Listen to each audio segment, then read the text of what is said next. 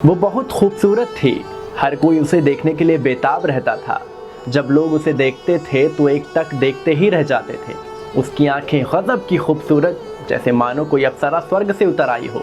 देखते ही देखते वो फिल्म इंडस्ट्री के सभी की चहेती बन गई और हिंदी सिनेमा की सबसे खूबसूरत और बोल्ड एक्ट्रेसेस में शुमार हो गई। आप सोच रहे होंगे कि हम किसकी बात कर रहे हैं। यहाँ हम बात कर रहे हैं परवीन बाबी की, जिन्होंने करीब 2 दशकों तक हिंदी सिनेमा पर राज किया और हमारे बीच ना होने के बाद भी सभी के दिलों पर आज तक राज कर रही हैं। परवीन बाबी ने अपने करियर की शुरुआत बतौर मॉडल की थी, लेकिन जल्द ही उन्हें फिल्मों में ब्रेक मिल गया। 1973 में उन्होंने क्रिकेटर सलीम दुरानी के अपोजिट फिल्म चैत्र में डेब्यू किया। फिल्म फ्लॉप साबित हुई, लेकिन परवीन बाबी का चेहरा और खूबसूरती लोगों की आंखों में बस गई। हर कोई ये जानने को उत्सुक हो गया कि आखिर ये लड़की कौन है। शायद यही वजह रही कि उन्हें फ्लॉप फिल्म के डेब्यू के बाद भी ढेर सारी फिल्मों के ऑफर मिले। डेब्यू के 1 साल के अंदर ही उन्होंने अमिताभ बच्चन के साथ पहली ब्लॉकबस्टर फिल्म दी। डेब्यू के 2-3 साल के अंदर ही उन्होंने इतनी लोकप्रियता बटोरी थी कि वो टाइम मैगजीन के कवर पर फीचर हुई और इसी के साथ टाइम मैगजीन के कवर पर नजर आने वाली वो बॉलीवुड की पहली स्टार रही। परवीन बाबी की स्टारडम और जादू हर निर्माता निर्देशक से लेकर हर हीरो के सिर चढ़कर बोल रहा था। अब हर कोई उनके साथ काम करना चाहता था। अमिताभ बच्चन के साथ परवीन बाबी की जोड़ी को इतना पसंद किया गया कि फिल्म मेकर भी लगभग हर फिल्म में दोनों की जोड़ी को ही रिपीट करने के सपने देखते रहते थे। परवीन और अमिताभ बच्चन ने दर्जनों फिल्में में काम किया है और लगभग सभी फिल्में सुपरहिट रही हैं। इनमें सुहाग, मजबूर, दीवार, देश प्रेमी, नमक हलाल, काला पत्थर, कालिया और अमर अकबर एंथनी जैसी फिल्मों के नाम शामिल है। परवीन बाबी एक ऐसी एक्ट्रेस रही जिन्होंने अमिताभ के अलावा उस वक्त के सभी लीड हीरो के साथ काम किया। शशि कपूर, धर्मेंद्र, राजेश खन्ना, विनोद खन्ना, ऋषि कपूर और फिरोज खान के नाम इनमें शामिल हैं। 80 के दशक तक सब कुछ ठीक चल रहा था, लेकिन 1983 में परवीन को ना जाने क्या हुआ। वो किसी से बताए बिना ही फिल्मों और इंडस्ट्री को चकाचौंध से गायब हो गई। किसी को इसका पता नहीं था कि परवीन आखिर अचानक कहां चली गई और क्यों चली गई। उस वक्त कई ऐसी अफवाहें उड़ी कि हो सकता है परवीन भी अंडरवर्ल्ड के चक्कर में फंस गई हो। वो सालों तक गायब रही और उनकी कई फिल्में उनकी अनुपस्थिति में ही रिलीज की गई। लोगों के लिए और इंडस्ट्री के लिए ये सब बहुत चौंकाने वाला था। बाद में पता चला कि परवीन बाबी ने 1983 में भारत ही छोड़ दिया और आध्यात्म की तलाश में अपने दोस्तों के साथ अमेरिका चली गई। उस वक्त परवीन बाबी का करियर ऊंचाइयों पर था। इस दौरान उन्होंने कई देशों की यात्रा की।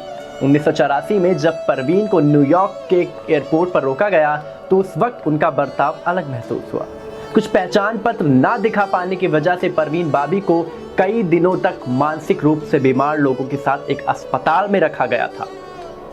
वक्त के साथ परवीन बाबी की हालत ऐसी हो गई थी कि अगर कोई पत्रकार या मीडिया कर्मी उनका इंटरव्यू लेने जाता था तो वो उससे दूर भागती थी या फिर उनसे अपना खाना और पानी टेस्ट करने को कहती थी।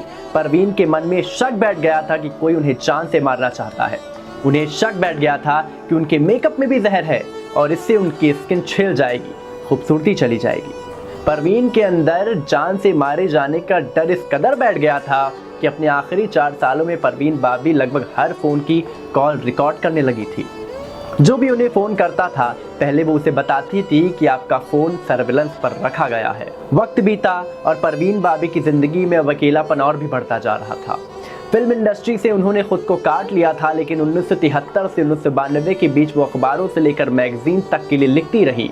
मुंबई के अपने घर में वो अकेली रहती थी। जो उनके अपने थे उन्होंने भी परवीन बाबी से कन्नी काटनी शुरू कर दी। शायद यही वजह थी कि जब 20 जनवरी 2005 को वो अपने फ्लैट में मृत मिली तो किसी को कुछ पता नहीं चला।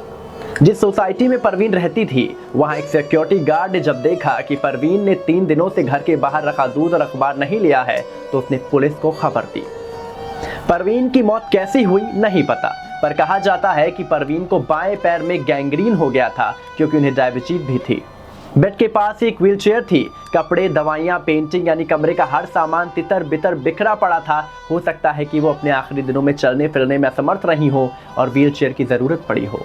पोस्टमार्टम हुआ तो पता चला कि परवीन ने 3 दिन से कुछ नहीं खाया था, बस शराब ही पी रही थी। महेश भट्ट, जिनके साथ कभी परवीन बाबी रिलेशनशिप में रही थी, उन्होंने एक इंटरव्यू में कहा था कि बात है 1969 की, जब वो घर आए तो उन्होंने परवीन को एक फिल्म का कॉस्ट्यूम पहने देखा। वो घर के एक कोने में सिकुड़ कर बैठी थी और हाथ में चाकू था। उन्होंने कहा, बात मत करो, इस कमरे में कोई है, वो लोग मुझे मारने की कोशिश कर रहे हैं। महेश के मुताबिक ये पहली बार था जब उन्होंने परवीन को ऐसी हालत में देखा था। धीरे धीरे ये स्थिति और भी खतरनाक होती चली गई। बाद में पता चला कि परवीन भाभी को सिज़ोफ्रेनिया है। अब आपको बताते हैं कि सिज़ोफ्रेनिया क्या होता है। ये एक ऐसी मानसिक बीमारी है जिसमें इंसान कुछ सोचता है तो उसे असल ज़िंदगी में भी वही दिखने या महसूस होने लगता है। तो कुछ ऐसी रही परवीन भाभी की ज़िंदगी और उनकी मौत ने सबको हैरान कर दिया। आज के लिए वीडियो में इतना ही। जल्द मिलेंगे एक नई खबर के साथ, एक नई कहानी के साथ। तब तक के लिए बने रहिए हमारे साथ और देखते रहिए स्पाइस न्यूज़ भारत।